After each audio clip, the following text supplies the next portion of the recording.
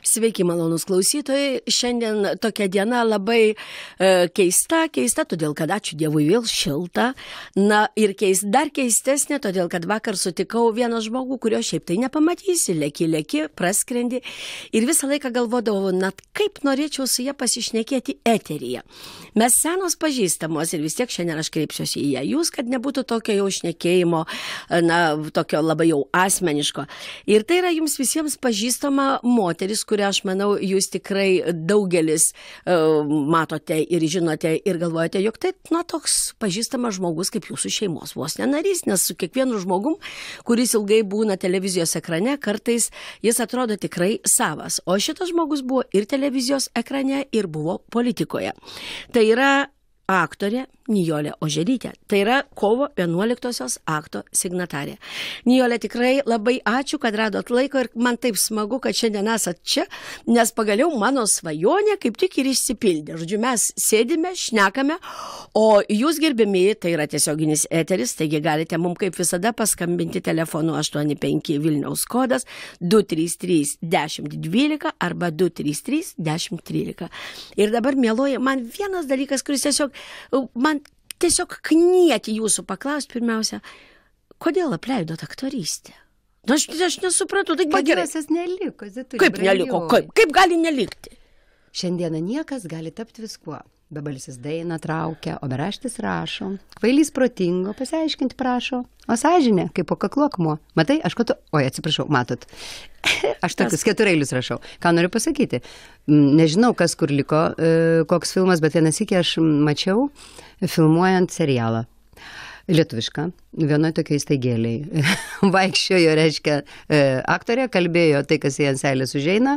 Režisierius bėgo ir aiškino, kiek metrų šiandieną turi prifilmuoti. Vienu žodžiu, aš taip supratau, kad per 2 dienas jie padaro 2 serijas ir pagalvojau, pamatytų mane mano profesorė Vaišytė tokiam vaidmenį, arba pajustų, tai jinai atsikeltų iš grabo ir duotų man velnių, nes jinai moteriškė nesusitaikanti. Man atrodo, kaip nesusitaikydavo su mūsų tokiu neprincipingumu, taip ir jinai nesusitaikytų su to, kad numirus. Tai va, tiek kiek serialai. O iš kitos pusės aš labai nekenčiau šitos profesijos. Viešpatė, Zita, brangioji. Nu, aš tikrai? O viešpatė.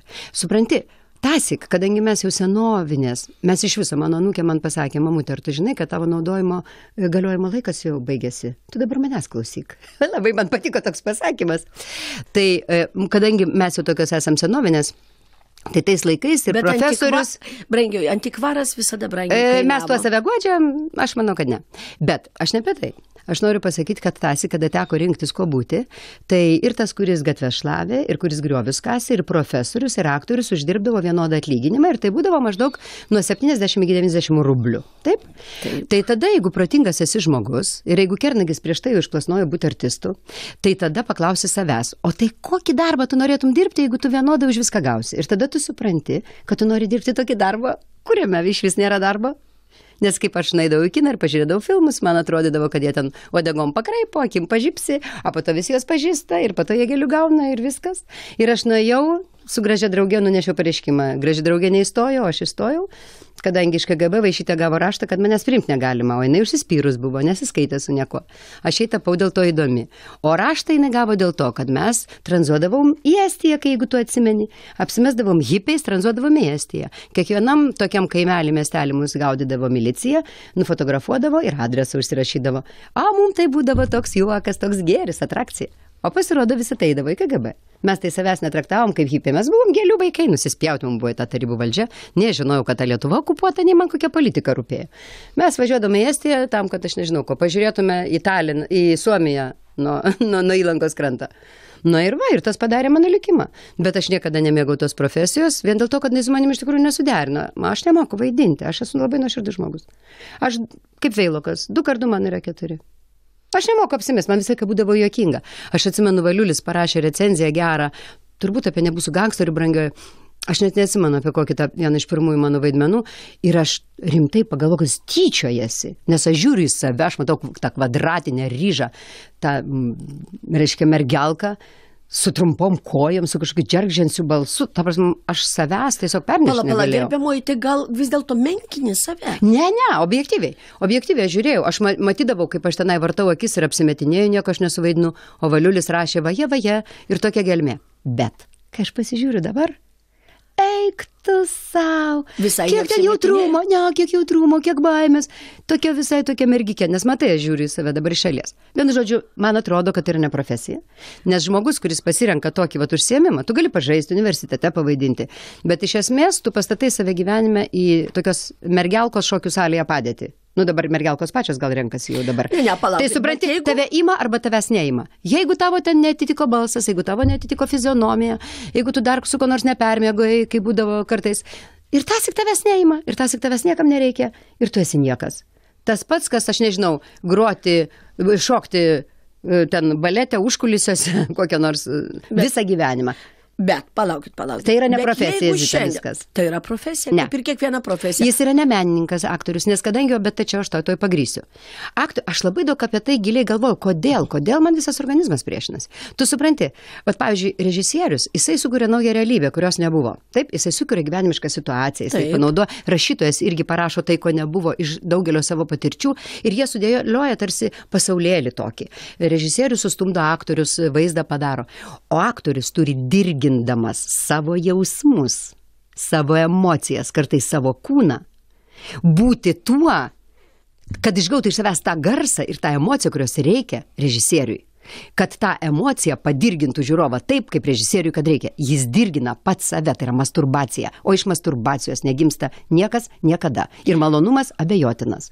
Tai, bet gerbiamoji, tai jūs nuneigiate visus aktorius, kurie apskritai yra, jūs tai yra baisu. Tai yra tiesiog neužsiėmimas. Tai yra neužsiėmimas. Tai yra žmogui neužsiėmimas. Galima tuo pažaisti, bet arba galima daryti dar ką kitą, užsidirbant pinigus, bet puikiai žinot, čia kaip striptiza šok, taip, aš taip manau. Taip. Ne, tai yra tiesiog konkrečiai niekas. Ir daugelio aktorių biografija, ypač žymių, tai rodo. Ne vienas iš jų nusigėrė, ten dar kažką padarė. Žinot kodėl? Todėl, kad staiga tavęs reikia, kada tavo tipažas atsitinka. Ir tu kas yra baisiausia šioje profesijoje, tu pradedi save vertinti žiūrovo akimis. Tu gal menkys, tu alkoholikas, iškrypelis ir iš viso vaikučius gal privartauji. Bet, kaip tai buvo su vienu Anglijos pačiu garsiausiu, pačiu populiariausiu televizijos laidų vedėju. Ir tu pradedi žiūrėti į save jų akimis, jie tau ploja, jie sako, kad tu dievas. Tu žinai, kad tu menkystė, bet tu taip pradedi jaustis. Ir po to, jie nuo tavęs nusisuka. Kur tu? Tu prasigėręs ir tu kilpoj.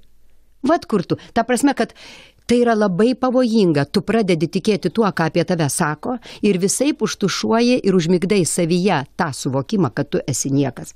Vienu žodžiu, aš visus jaunus žmonės, jeigu čia tik ne pensininkai mūsų klauso, raginu tikrai 1000 kartų pagalvoti ir niekada nepasirinkti, nes jūs esate kaip kažkoks tai negyvas daiktas kitų žmonių rankose, kurie jūs lamdys darys ir ne, jokių būdų ne. Už tai aš laiminga, kad ne vienas iš mano artimųjų to ir nepatapo. Gerai, brangioji, tai uždarykim kino teatrus, uždarykim ne, kodėl žmonės dirginasi daug ko. Žmonės dirginasi daug ko ir po to jie gali perplėšti kitam akis, sakydami, jis toks geras, jis taip vaidina, tai ką jisai še? Taip, jisai girtas vendamas mano akivaizdoje lipo viešbučio laiptais per kažkokį tai kino festivalį, o vaidino, reiškia, tik tai labai gerus ir netgi vaikiškose filmuose. Supranti, kaip yra. Aš sakau, dirgintis tu gali ir meluoti savo daugeliu atveju. Tu gali filosofuoti apie gyvenimą visai nepritaikydamas savo buityje to, ką tu tenai filosofuoji ir ką tu cituoji. Tu gali dirgintis tokiais reginiais, bet, atsiprašau, nežinau, tai yra smegenų pudravimas žmonėms. Bet atsiprašau, aš su to nesutinku ir mes užverskim šitą puslapį. Gerai, bet mes vis tiek džiazuojame, matai, kaip mes džiazuojame. Taip, čia džiazas, bet aš su tuo nesutinku, nes aš manau kitaip, bet ką dabar padarysi? Nes tu ne aktorė. Nes aš ne aktorė, taip. Tai dabar, gerbiamoji, tada pasakykite kitą savo polinkį pastaruoju metu, kurį ne kiekvienas, aišku, savo gali leisti, bet jūs pasirinkote keliones. Ir tolimas, ir egzotiškas. Dabar gyvenimas teka kelionių.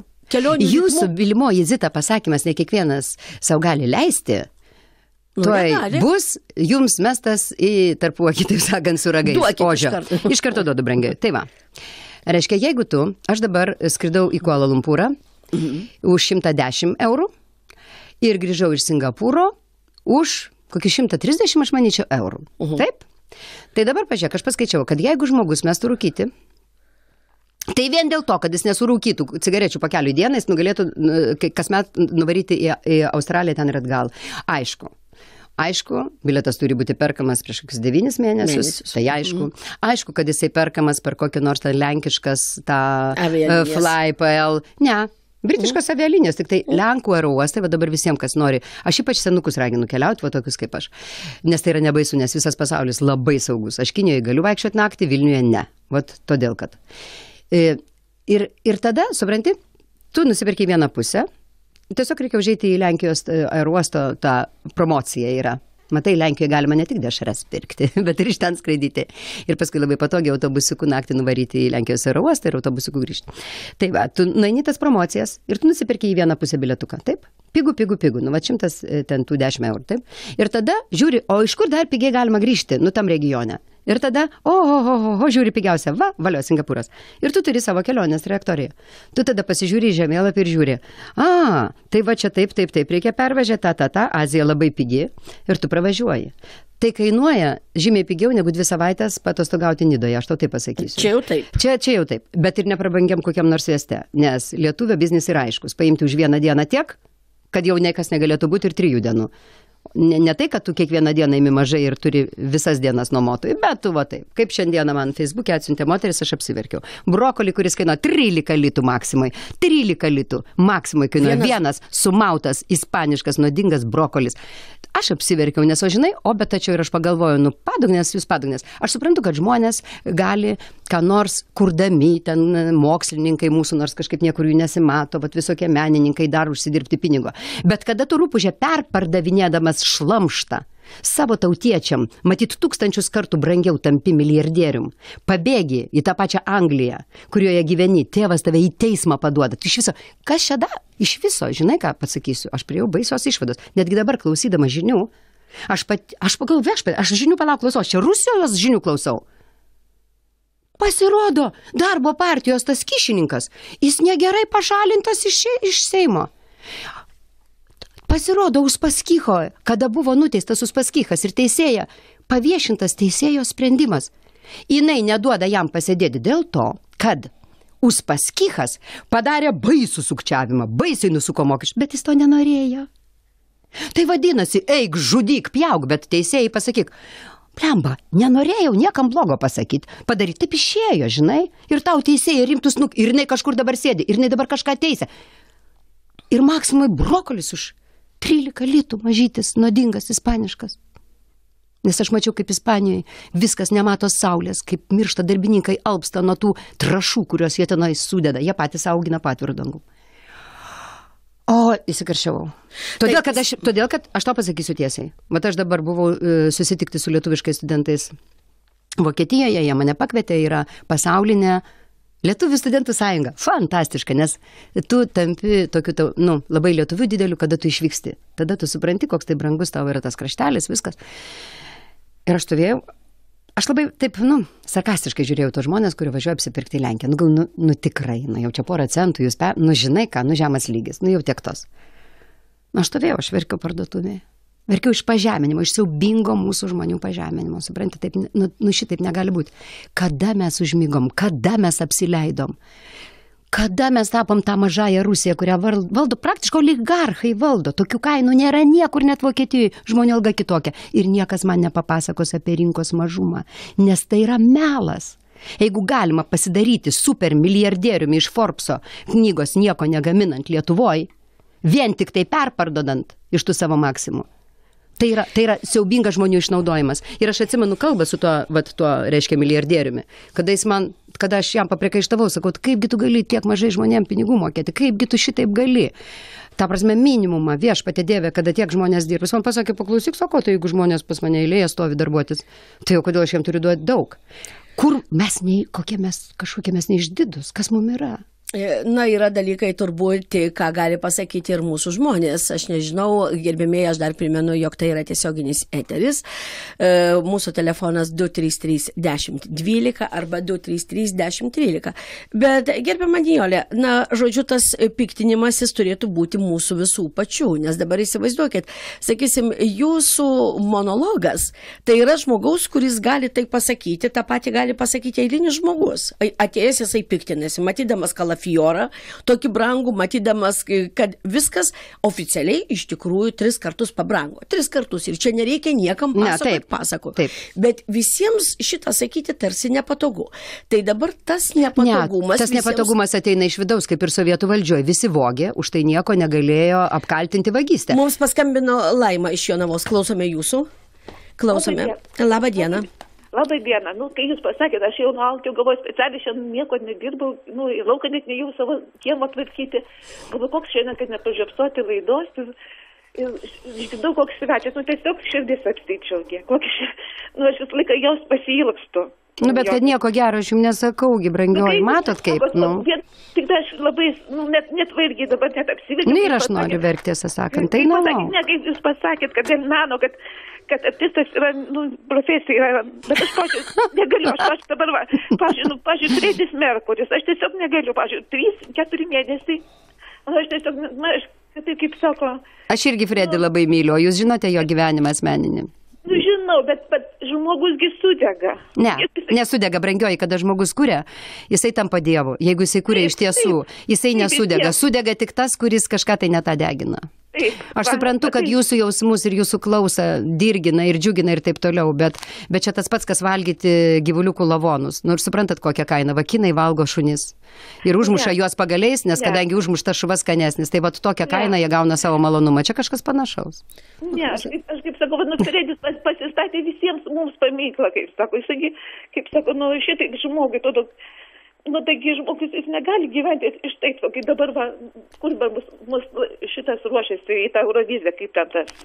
Montvydas. Tai jis galvoja apie savo šeimą, tai viską, bet tu žmogi negali galvoti vien tik apie savo šeimą ir sukurti. Oi, brangioji, kokią jūs įdomią temą čia uždavėt, suprantat, kaip yra. Bet ar jūs nepagalvojat kartais, kad žmogus, aš taip galvojau, kodėl mes skirtingi.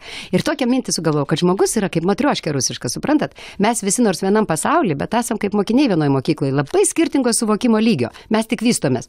Ir pavyzdžiui, žmogus, kuris tokio kuklaus suvokimo, jisai tik tai tenkina savo fizinius tos poreikius. Jisai ten nori pasimylėti, nori pavalgyti, nori išgerti ir daugiau jis nepaiso niekieno interesų.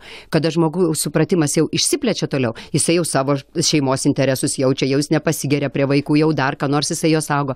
Po to jisai dar daugiau supratimas tas plečiasi žmogaus, jisai tampa didesnis. Arba netampa, čia gali ir numirti buku būdamas. Ir tada jisai jau supranta, kad savo darbo vietos kolegas reikia viską. Yra žmonių, kurie daugia iki to, kad rūpinasi savo tauta ir taip toliau ir taip toliau. Už tai čia toks, žinot, augimo reikalas. Mes esam skirtingi savo smegenų talpumu, suvokimo talpumu. Mums paskambino ir Zigmas iš Ariogalos, klausome jūsų. Labą dieną. Labą dieną. Aš norėčiau užduoti klausimą poniai buvusiai Seimo nariai. Ar dar pasaulyje yra tokio protingumo žmonių kaip jinai? Man atrodo, kad kitų tokių nėra. Jinai viena protingiausia. 100%. Ką aš dar noriu pasakyti, kad pasako A, bet nepasako B. Kalba apie Uspaskichą, supratau aš. Teisėjas ne tas, kuris parašė nuosprendį, bet kitas teisėjų etikos komisijos pirmininkas laidoje dalyvavo televizijos ir pasakė, kad nuslėpta buvo ne milijonai, o 220 tūkstančių reiškia litų. Toks menkniekis, toks menkniekis. Oi. Irgi pripažino, kad ten buvo svetimų pinigų prokuroras, bet kad iš bylos jie buvo išjungti, tai nepasakė, tai byla yra, reiškia, politinė, sufabrikuota, bet to reiškia nepasako, kad konservatoriai, jos draugai sėbrai atėję 2008 metais į valdžią priskolino virš 30 milijardų litų skolos, surinko biudžetą dar be to, kur ten padėjo tuos milijonus. Tai apie tai nekalba, iš pensininkų po 3 litus atėmė. Reikia būti objektyviam, ponė. Nešmeištis tos tarybų valdžios, kuri pačią išnešė ant šakių į populiarumą.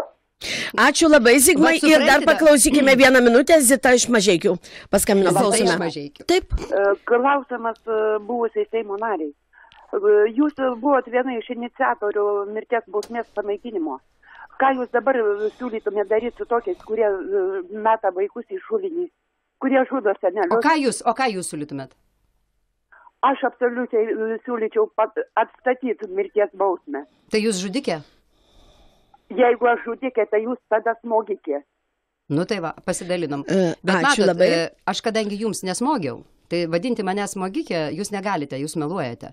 Bet jūs norite nužudyti žmonės, vadinasi, potencialiai jūs esate žudikė. Ir palauk, aš noriu paaiškinti, tai yra rimtas klausimas. Va tas dėdulė, kuris kalbėjo, kuriam patinka labai tarybų valdžia. Vat už tai kalafiorai kainuoja 13 litų ir kainuos. Nes jis eis ir vėl tą už rusišką tą banditą balsuos. Palauk. Mane konservatoriai išmetė iš partijos, išmetė su trenksmu ir be galimybės, ko gero, grįžti. Aš ir nesiveržiu labai, taip kad, taip sakant, ant manęs šia konservatorių nepakabinsi dėdulę. Bet dabar apie mirties bausmę. Esu susipykusi su Mikelkevičiūtė dėl to. Negi jūs tikrai, vat patys savo atsigulė į lovą, neviešai kalbėdami, nepliurpdami su kaimynė, nedraskydami savo tų emocijų, kurias draskote dėl to, kad jaučiate tiesiog orgazmą draskydamės ir kalbėdami apie tai, vat apie ką visi kalba ir kuo daugiau emocijų, tuo didesnis malonumas. Nejaugi jūs niekad nepagalvojote, kuo skiriasi žmonės. Pavyzdžiui, va tas žmogus, jis net negirtas tos vaikus įmetė. Tai yra tokio, vat apie tai, ką aš kalbėjau anksčiau, tai yra tokio primityvaus fiziologinio suvokimo žmogus. Bet aš įsivaizduoju jam, reikia tie vaikai, reikia, lieka, jis paėmė ir ištrenkė jos, iššūlinį. Nes kadangi jie jam trukdė, jisai panaikino, jisai kaip šuva, kuris kanda lazdą, kuri jį muša, šuvagi nekanda žmogaus, kurio rankose lazda, jis kanda lazdą, nes jam atrodo, kad nuo lazdos vat jam nemalonumas. Paėmė ir atsikratė to, kas jam trukdė. Tai yra primityvus gyvulio suvokimas. Nes yra masė žmonių, kurie neblogi, jūsgi, katalikai. Kogi jūs nesuprantate, kodėl jūsų dievulis, kada jį kalė prie kryžiaus, gailėjo tų, kurie jį kalė? Nes jis tai žinojo, kad jis nemirtingas. Vat jis numirs, o po to atsikels ir gyvens per amžius. Ava tas, kuris kalą, jis daro savo pasiekmes, tas, kurių niekada nepanaikins. Jisai griauna save, jo kančios bus amžinos, o dievulis amžinai švitės. Taigi lygiai tas pats. Tas primityvaus gyvulio suvokimo žmogus, kuris nesupranta, ką daro. Jis panaikino tai, kas jam trukdė. Bet kada va tokia moteriškė, kuri ko gero negyvena blogai, nenusigėrusi, arba kokia Mikelkevičiūtė, žvaigždžių žvaigždė, visur bet trimituojate apie savo pasiekimus. Tik tai kažkaip tai niekart neatsiskaitanti už savo fondo panaudotas lėšas. Praktiškai už vienas lėšas, tenai, kur tą Ieva nusiskuto plikai. Nes aš žinau, kad ten yra problemų su atsiskaitimu. Tai va, jinai aiškina apie tai, kad mirties bausmės reikia.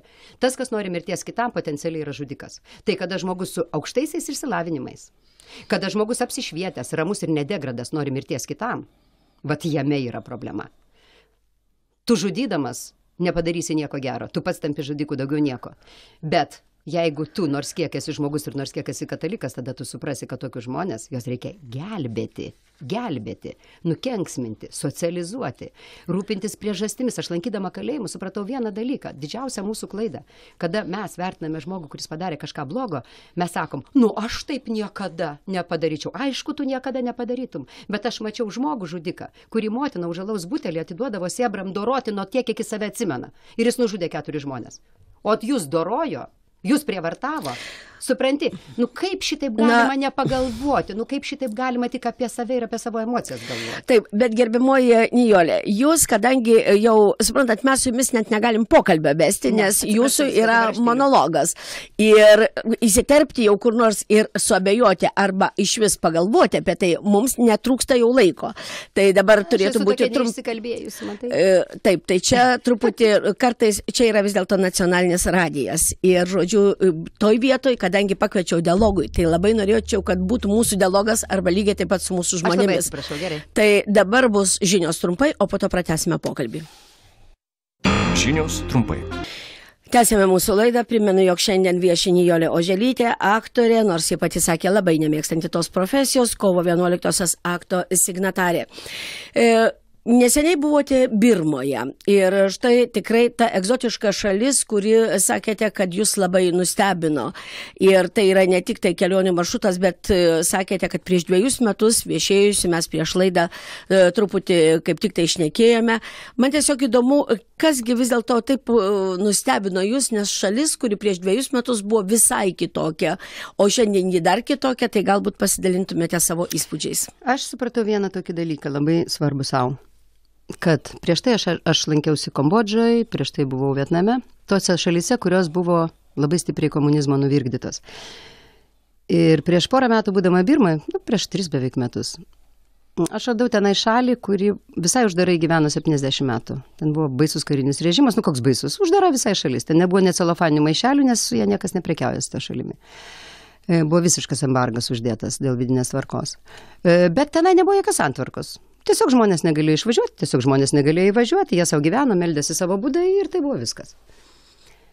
Ir štai per 2,5 metų beveik šalis atsigavo taip, kad tuščios Rangūno gatvės yra pripildytos automobilių. Aišku, tenai ir japonai, ir amerikiečiai, ir investuoja, ir bando pakelti, bet pačių žmonių verslumas, jis niekur nedingo, pasirodo, per 70 metų. Ir žmonės darom tos smulkius kažkokius biznelius, palmių aliejų spaudžia, palmių cukrų daro, dar kažką tai jie ten daro. Tiesiog pažinti šalies neįmanoma. Yra kamščiai gatvėse, visi su mobiliaisiais telefonais ir taip nebūna. Būtų kas papasakas, nebūčiau patikėjus. O štai jau keliasdešimt metų praėjo, kaip Vietname ir Kambodža nėra tarybų valdžios. Nėra tiesiog sovietinio to komunistinio užkrato. Ir šalis miega, žemiausias lygis. Jos neatsigauna, nes aš supratau vieną tokį dalyką, kad iš tikrųjų, kokia nors karinė diktatūra, jinai visiškai neliečia tavo vidaus. Tu ten tikėk, ko tu nori, daryk tu, ko nori. Aš nekalbu apie Šiaurės Korėją, tenai nebuvau. Bet va tokia kaip Birma. Jinai nelenda į tavo supratimą, ką tu iš vis galvoji apie gyvenimą ir apie valdžią. O komunizmas to ir baisus, kad praktiškai jisai deformuoja tavo žmogiškumo suvokimą. Jisai deformuoja tave tokį. Jisai sako, kad jis per jėgą tave padarys laimingą, tave per jėgą padarys lygų, tave per jėgą padaro neiniciatyvų. Padaro tave kaip vaiką iš sovietinių vaikų namų, kuris moka rašyti, skaityti, bet kuris nesupranta, kaip arbata tampa saldi, nes jam saldžią arbatą paduoda iš šito. Čia reali situacija, aš vaikus globojau, tą žinau. Buvo sukrėtimas. Jie nesuprato, kas yra cukrus, nes saldžią arbatą gauna iš virtuvės. Tai va. Taip, kad mes esam labai stipriai traumuoti. Ir netgi mūsų pasišnekėjimai, ir mano tonas, už kurį aš aišku atsiprašau, nors aš esu ne žurnalistė ir čia ant Zitos galite nevaryti dėl to, kad jinai mane pasikvietė. Taip, kad mano tonas ir etika, aš nesu žurnalistė ir man žurnalisto etika nepridera. Mane žmogus apkaltino, aš jam papasakojau, kaip kad būčiau gatvėje papasakojus jam. Tiesiai ir emocingai. Bet aš noriu pasakyti, kad mūsyse, kaip sakydavo vienas toks vaikinas, tas sovietizmas dar gajus. Ir mes turbūt turime visi išmirti, kaip Mozės vedžioti žydai po dykumą 40 metų ir visai nauja karta turi ateiti be to užkrato. Mums paskambino Aistis iš Vilniaus, klausome jūsų. Labą dieną. Labą dieną. Norėčiau supykti, padėkoti ir užduoti klausimą. Prašom. Tai gal supykti ant laidos vedėjos dėl kolegė neleidimo įsigilinti į pakankamai svarbius klausimus. Padėkoti Nijolė už tai, kad seniai klausiau per radiją kažko įdomaus. Ir realiai paklausti, kodėl mūsų ir politikai, ir valstybinis radijas vis dar šneka apie komunizmą, o ne apie demokratijos problemas. Nes realiai komunizmas buvo, praėjo, aš net negyvenau, kai jis tada buvo mokiaus mokykloje, o dabar realiai, kai reikia spręsti mums patiems savo problemas, kurios yra netobulos demokratinės santvarkos. Mes kažkodėl tylim, nieko nedarom ir vis dar senas problemas, kurių jau nebėra gvildeno. Ačiū labai, Aisti, už jūsų pastabas ir dar mums Saulionis iš Lazdijų paskambino, klausome jūsų. Labą dieną. Labą dieną. Nu, mane labai jau žavėjo šita buvusi Seimo narė Oželytė. Tiek jinai pagiežos, tiek jinai pykčio turi, tiek jinai, pavyzdžiui, aš jai galiu pasakyti, kodėl jinai tiek prieš tą mirties bausmę, tai jinai tegul tokiam kaip Paulikui, kuris užmušė mažiukus 3 vaikučius ir pabėgęs iš įvykio vietos, tai dar slapstėsi, dabar išėjęs dar tyčiojasi prieš valstybę, net paduoda į teismą. Na, pavyzdžiui, tokiam žmogui jinai gali nuvažiavusi rankas išbučiuot. Kitas dalykas, jinai tegul pyksta pati ant savęs, jinai niekur pritap negalėjo. Nei jinai Seime, nei jinai dabartis ir jinai tik pagiežos ant visų žmonių. Tai yra visos valstybės. Na, ačiū irgi jums už jūsų nuomonę. Matot, mes čia, žiūriu kažkaip čia taip labai galiu aiškiai atsakyti, gerai. Ne, vaikinas pasakė tai, ką jis norėjo. Galiu aiškiai atsakyti, nes aš manau, kad jam priklauso ateitis ir jam pirmumo teisė. Nes senukai, taip sakant, mes jau nieko gero viens kitam negalim pasakyti, jeigu skirtingose barikadų pusėse. Na, aš manau, kad mes galim visi pasakyti, visi mes galim kalbėti, jeigu jūs manot, kad mes iš vis negalim šnekėti, tai aš nemanau. Ne, monologai. Gerai, prašom, Aisčiui. Tai vat, brangusis Aisti, man atrodo, kad yra giliai klaidingas visuomeninio radio ir televizijos žanro supratimas. Mūsyse. Vat giliai. Reikia kalbėti mandagiai, šaltų tonu, ir nieko nepasakyti tokio, kas sujaudintų žiūrovą arba kas jo neįžeistų. Jisai gali spjaudyti tau į veidą, taip kaip paspjaudė dabar nekatrečia atsiradę vyrai. Reiškia, kas jiems tenai blogai, ar žmonos blogos, ar barščiai, ar nevirškina ten jų reikalai. Tai yra paskambino mums klausytojai. Ir gerai, aš tokia pati pilietė kaip ir tas pats klausytojas, aš ne žurnalistė. Tai va suprantat, bet koks gyvas tonas, man atrodo, čia yra tiesiog konkrečiai labai blogas. Ir aš čia ilgą laiką nekalbėjau ir manau, kalbu paskutinį kartą, daugiau manęs nekvies. Bet tai visai nereiškia, kad jūs niekur kitur negalite rasti gyvų intonacijų. Kurkite savo internetinius radijus, darykite savo erdvę. Nes patikėkit manim, tie seniukai tikrai nežino, kaip reikia gyventi. Jeigu jie žinotų, jie patys gyventų laimingai, džiaugsmingai ir draugiškai. Ir tas žmogus va paskutinis teisus. Aišku, kad manie iš karto gimsta pasipiktinimas ir aš jo neslėpiu, nemaskuoju, pagėžiu. Nieko čia gero nėra iš tikrųjų. Jūsgi gyvenimas bendraujat kitaip. Kurkite savo tinklus ir viskas. Ir nelaukite, kol jums čia iš dangaus, iš visuomeninio radio ir televizijos pasakys, kaip gyventi reikia. Kad jūs geriau žinot už mus. Aš manau, kad, o dabar galima pakalbėti, ar ne, nes mes čia, žodžiu, taip, tai aš manau, kad, pavyzdžiui, visiškai, sakysim, tas tonas, tai ką dabar taip kažkaip kaltini tos žmonės. Tai, tie žmonės gali tave apspjauti, o tu jiem atsakyti ne. Ne, kas čia per lygiai teisiškumas? Atsakom, kodėl? Tai pala, tai bet šnekam, taigi negalima vien tik tai šnekėti vienus vartus, tai tie žmonės ir šnekat. Jūs dabar šnekat ir atrodo tarsi tie visi žmonės, kurie yra vyresni, jau jie yra niekam tikę, jau jie iš jų nieko nebus. Jie gyvena ir jie kūrė ir jie šneka. Tai yra, niekur nėra net tradicijose, kad tas vyresnis žmogus būtų ir paniekintas ir pažemintas. Žinai, kas kodėl, bet Nijolė, kodėl jūs visi labai, iš tikrųjų? Taip, va dabar pasakysiu. Tik tai klausiau labai fantastiško tokio pedagogo pasisakymą, bet ne lietuvių pedagogo, visai kitos šalies, didelės šalis. Ir jisai stebi, sako, viešpatie, kas darosi? Sako, man tiesiog orgazmas nuo tų jaunų žmonių. Aš išvažiuoju, sako, skaitau jiem paskaitą į dar kažkokią tai specialią mokyklą, kur susirinkę genialūs vaikai. Ir sako, aš jaučiu, kaip jie žiūri į mane ir laukia, kada tu susimausi. Jų klausimai be jokio pieteto. Jų klausimai be jokio tokio dirbtino pagarba senatvei. Paklausyk, visaip yra pasenusių žmonių. Yra tokių žmonių, kurie žinai, kad nėra už ką čia gerbti labai. Čia lygiai taip pat, kaip mes sakom, reikia gerbti kiekvieną nuomonę. Ir tiek prisigerbėm, kad profesionalo žinojimas ir kompetencija tapo lygi bet kokio bumbuko nuomonė, supranti, kuris pasako apie dalyką nieko nenusimatyti. Bet čia yra jo nuomonė. Nuomonė tai yra nežinojimo laipsnis. Jeigu aš ragavau cukrų, aš žinau, kad jisai saldus. Ateina dundukas, supranti, ir man aiškina, cukraus neragavęs, kad galbūt jis yra toks, o gal kitoks. Ir jo nuomonė yra lygi su mano žinojimu. Aš šiuo atveju ne apie save kalbu. Už tai dabartinis jaunimas ir negerbs, nes nėra reikalo gerbti už amžių. Visi pasens. Ir visi bus tokie seni, kam nepasiseks, tas nepasens.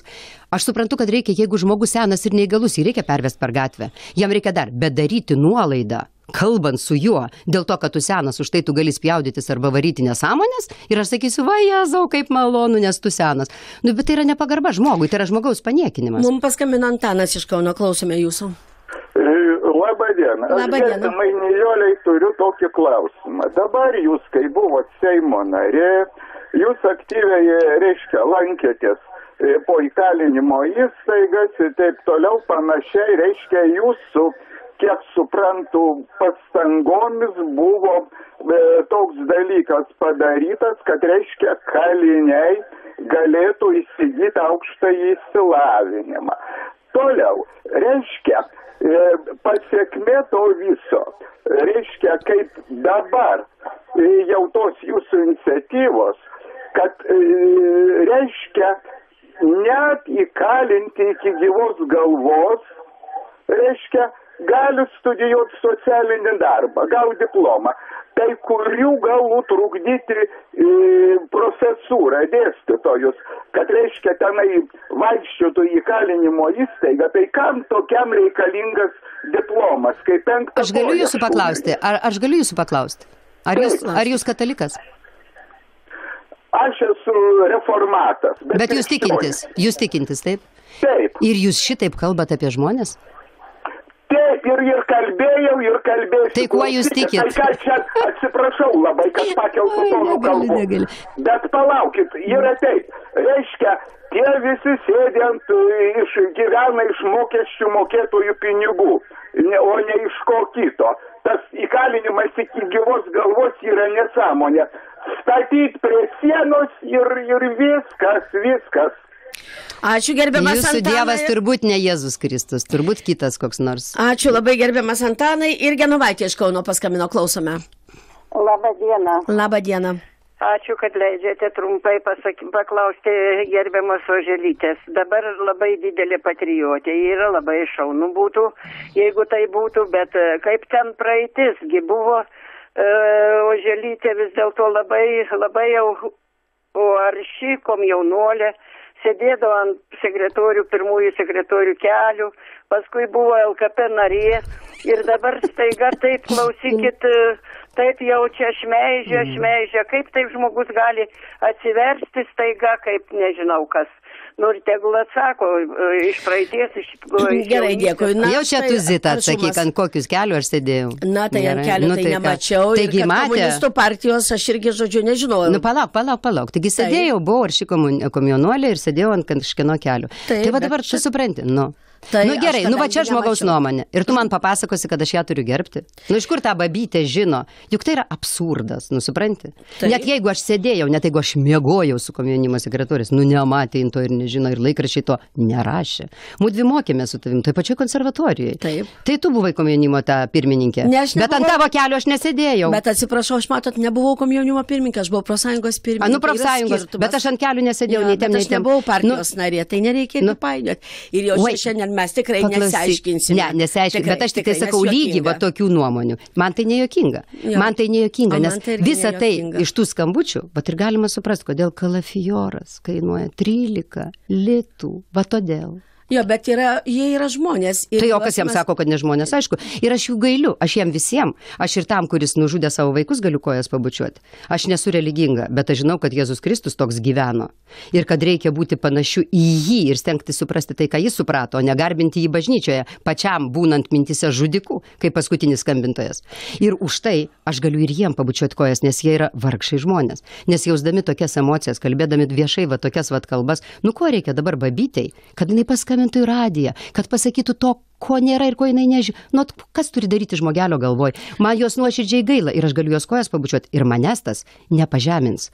Nes kiekvienas gyvas žmogus turi teisę į meilę ir į supratimą.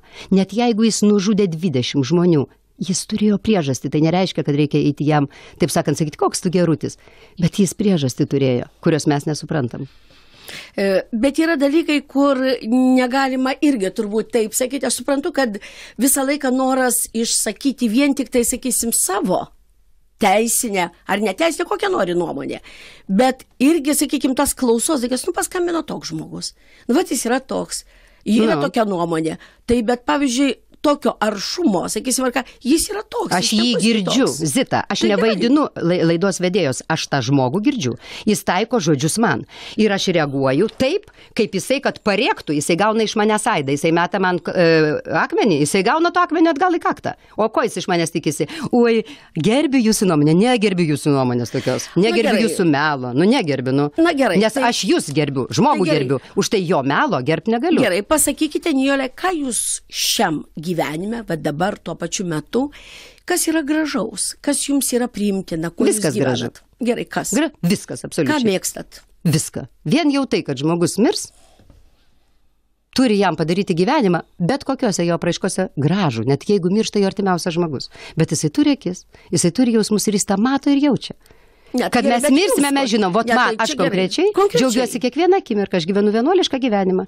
Aš esu abstinentė, aš esu vegetarė, aš gyvenu viena ir aš džiaugiuosi kiekvieną akimirką. Aš netgi džiaugiuosi šito mūsų pokalbių, nors jūsų akyse dabar aš atrodau ir jūs dabar 10 kartų savo sakot, kam aš čia pakviečiau, ką dar. Aš labai džiaugiuosi šito pokalbio. Nes šitas pokalbis, aš tikiuosi, kad mūsų klauso ne tik tai tie, kurie čia paskambino, kad mūsų klauso ir kiti. Ir kad šitas pokalbis, jisai toksai kaip bumptelėjimas geras. Jo klausosi nežiobaudami. Ir galbūt aš dažnai savo Facebook'e ką nors tyčia parašau, paprovokuoju ir papiktinu. Tam, kad atsibustų, tam, kad nustotų miaukti vienodą intonaciją. O kada žmogus atsibunda, jis pasipiktina, jam pačiam atsibunda jo mąstymas. Gerai, ir tai yra labai gerai. Tas mąstymas, sakot, vegetarė, bet buvot visą gyvenimą ne vegetarė. Nuo kada vegetarizmas? Kokiu 15 metų. Ar čia reikėjo dėl sveikatos, dėl įsitikinimo? Dėl ko? Ne sveikatos, ne įsitikinimo. pasidarė bjauru valgyti mėsą, o vėliau atėjo ir įsitikinimas, o vėliau atėjo taip, aš dabar negaliu net žuvies valgyti, bet tačiau aš esu nardytoja, aš labai mėgstu povandeninį nardymą ir aš esu nardžiusi su rykliais ir mačiusi jų akis, aš esu draugavusi su laukiniam žuvim vandenynuose. Ir aš noriu pasakyti, kad visos būtybės, kurios turi smegenis, jos jaučia lygiai tokius pat jausmus, kaip jaučia žmogus. Lygiai tokius pat. Tai, kad jūs valgot karvės ir kiaulės, o nevalgot šunų, o koks skirtumas? Koksgi skirtumas? Nes karvės smegenys dar didesni negu šunis. Jos jausmai dar sudėtingesni. Net ir žuvį galima prijaukinti. Aš turėjau tokį žuvį Žozefiną. Man padovanojo, tai aš turėjau ją 3-litriniam sloike. Aš pabarbendavau, jinai atplau. Jie visi jaučia jausmus. Tokius pat kaip mes. Ir valgyti gyvūnus yra tas pats, kas valgyti vaikus. Nes jie prieš mus yra absoliučiai... Jie bejėgiai prieš mus. Mes ką norim, tą galim su jais padaryti, kaip su naujagimiais. Jie absoliučiai betarpiški. Jie iš vis nieko negali. Na, palaukit gerai. Vadinasi, visą laiką iš pradžių valgėt buvo vienaip, o dabar kitaip. O jūs, Zita, kokie gimėte, tokie ir numirsi. Tai kam jūs gyvenate po velnių? Tai veltui tas jūsų gyvenimas. Taip aš keičiuosi. Aš gyvenu tam, kad keistis, tam, kad tobulintis. Taip aš išgerdavau alaus, o dabar aš esu blaivininkė. Jau 4 metai nelašo nieko, nes aš supratau, kad ne dėl sveikatos reikia negerti, bet jeigu tu nori suvokti gyvenimą, tai tas organas, kurio tu suvoki, tai yra tavo sąmonė. Jinai turi būti lygiai kaip veidrodis. O jeigu tu net retkarčiais išgeri vynelio ar balučio, tai tau tenai kaip pudros primėtų, tu nematai iš viso nieko. Tavo organas užterštas, tu nematai gyvenimo. Tu gyveni kaip gyvulys, vien tik tai instinktais, vien tik tai pykčiais, vien tik tai dar kažkokiais pasidirginimais ir fiziologinių reikmių tenkinimais. Ta aš supratau ir štai aš negeriu. Aš nevalgau mėsos, nes kiekviename gyvame sutvėrime su smegenimis aš matau savo vaiką, savo brolį, realiai. Bet jūs bendraujate su žmonėmis, kurie valgo mėsas. Aišku, tai ką aš galiu, tai jiegi dar nesuprantat, o ką aš turiu daryti? O ką, jie visi turi dabar nevalgyti mėsos, ar kaip dabar? Kaip visi, kaip tu supranti, Zita? Nu, ką jie dabar daryti? Niekas niekam nieko neprivalo ir neturi. Bet, kada jisai man aiškina, kad karvių valgymas yra ne tas pats, kas šunų valgymas, aš jam galiu paaiškinti, kad tai yra tas pats. Aš iš viso myliu visus žmonės, net žudikus, nes aš suprantu, kad nuvalius šitos visus lukštus, tai iš didžiausių šventėjų būtų didžiausiai iškrypėliai. Mes turime šventąjį Lietuvoje, kuris paturėjo seksualiai ne vieną Lietuvos, taip sakant, kultūros įžymybę ir kuri garbina bažnyčią ir nieko garsiai nepasako. Mes pripratę pseudo šventosius garbinti. Aš manau, kad kiekvienas žmogus gyvena taip, kaip rodo jam jo išsivystimo lygis. Mes esame labai skirtingo suvokimo lygio. Ir kiekvienas žmogus yra geras savo tiek, kiek jisai sugeba būti geras. Nė vienas savo nėra blogas. Mums paskambino Onutė iš Radviliškio. Klausome jūsų. Klausome, Onutė. Labą dieną. Labą dieną. Dabar klausausi jūsų šitą pokalbį ir tiesiog man labai patinka Nijolės nuomonė. Ačiū Dievui. Jūs dabar čia liktai jau ją smerkėt už tokį kategoriškumą ar kažką tai, bet mano nuomonė 100% sutampa. Ir man tiesiog labai patinka toks mąstymo būdas, vat kaip mąsto Nijolė.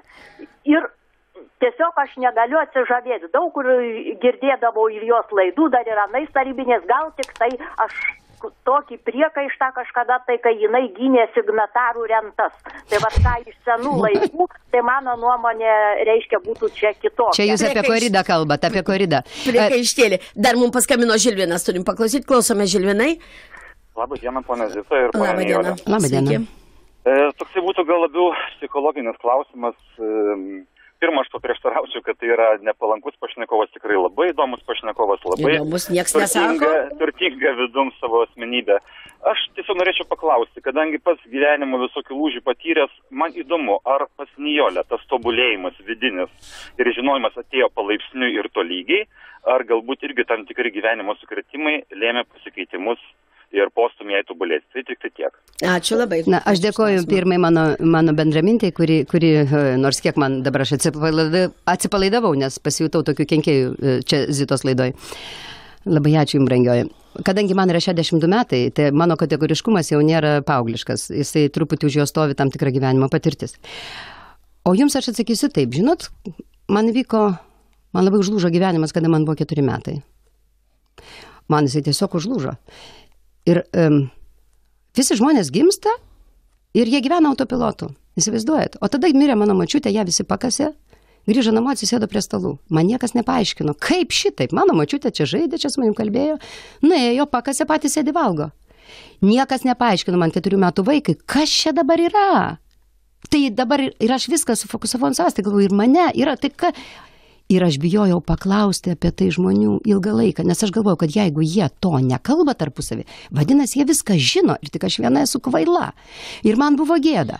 Po to, kad aš buvau truputį paauglė, aš bandžiau mamos paklausti, mama, kam tu mane pagimdėjai, mane apsiverkė, mama sakė, paklausyk, vaikeli, visi gimdo. Ir aš supratau savo siaubui, kad niekas nežino, nei kas bus po mirties, nei kam jie gyvena, nei kur jie tą gyvenimą gali suvartoti. Ir nuo 4 metų mane persekiojo tokia beprotiška mirties baimė, kad jokios aktoristės, jokie politikai, jokie komunistai, jokie komjaunuoliai, visa tai buvo paviršius, visa tai buvo lukštai, visa tai buvo saldainio popieriukai, kurie viskas vyko savaime, aš tam nesumušiau net piršto į pirštą, lygiai kaip atsitiktinai nuėjau į tą konservatoriją, lygiai taip pat nuėjau į politiką, bet visur, kur aš atsidurdavau, aš aišku dirbdavau 180% sąžiningumo, 180%, aš kitaip paprasčiausia nemoku, aš esu ryža, ožka, maksimalistė, va tokia aš esu, nuo vaikystės, bet mirties baimė man padėjo atrasti tokius dalykus,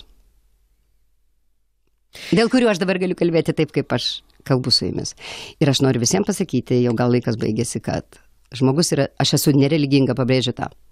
Šitų pastangų dėka, šitos baimės dėka, aš jums tikrai galiu pasakyti, kad nėra tokių klausimų, į kuriuos nėra atsakymų, nes dažnai žmogus uždavė savo esminį būties klausimą, sako, na, tai nėra tokių atsakymų, niekas nežino. Jūsų ribotam prote negali gimti klausimas, į kurį nebūtų atsakymo begalinė erdvėj. Žinokite, mes esam ne tai, kas mes atrodom. Kai dabar pabrėžė, jog esi viena ir vos necelėje gyveni. Aš gyvenu vienuolišką gyvenimą, absoliučiai 100%. Taip. Tai va tas vienuoliškas gyvenimas, jau dabar žvelgiant iš tikrųjų, mums liko tikrai tik tai porą minučių.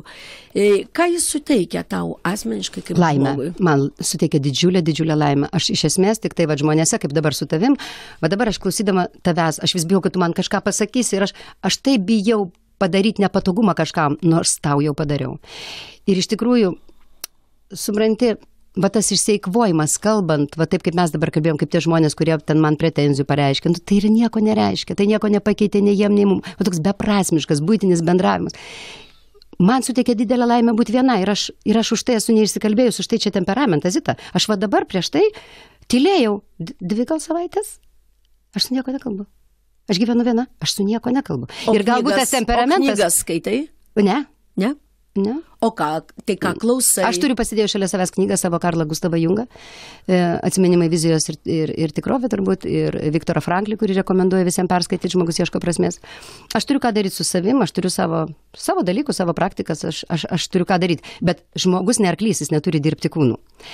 Todėl ir per tą laiką, kol aš sėdžiu, aš turiu per savo Facebooką, aš turiu masę, aš turiu tiesiog darbotvarkę susitikimų, kur aš vykstu ir kur aš susitinku, bet vien tik su jaunais žmonėm. Nes pakelti senų žmonių, aš susitinku ir su 3 amžiaus žmonių universitetu. Ten, aišku, žmonės trokštantis apsišviesti, ten jie tokie kategoriški ir tau neprispjaudys akis. Bet aš to nebijau ir prispjaudimą, iš to mes išvedam tokių įdomių minčių. Bet mano susitikimų grafikas yra labai tankus. Kadangi aš gaunu tą rentą, kurią aš gyniau, aš, taip sakant, nemokamai savo lėšomis aš važiuoju, kur mane kviečia. Suderinu po kelis susitikimus į dieną, jeigu ten tolima kokia nors kryptis. Ruošiuosi į Klaipėdą, tai Telšius dar teks aplankyti. Ir aš kalbu tik su gimnazistais ir tik su studentais. Ir jie supranta žymiai plačiau, jiem nereikia aiškinti, kas iš kur ir kaip, jie jau gimė su tuo žinojimu. Ir už tai aš esu laiminga labai. Ko visiems linkiu. Tai štai, gerbėmiai, šiandien mūsų laida baigėsi, ji buvo pakankamai dramatiška, pakankamai daug tokios, aš sakyčiau, atviros sielos, galbūt iš tikrųjų nesame įpratę išgirsti, bet už tą atvirą sielą aš turiu padėkoti Nijolei Oželytei ir pasakyti jums visiems sudie iki kito penktadienio. Sudie. Laimingai.